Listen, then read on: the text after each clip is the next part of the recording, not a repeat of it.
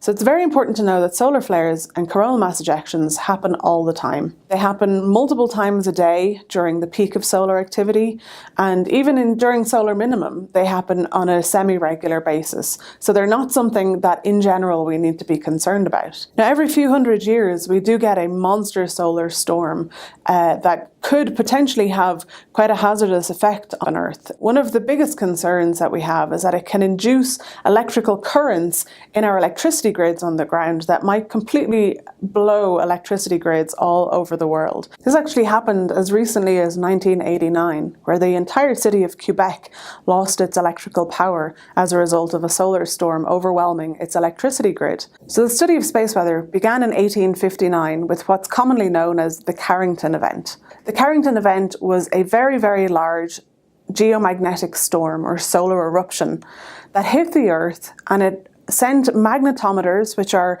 instruments for measuring magnetic fields on the Earth, off the charts. There was aurora seen almost as far south as the equator.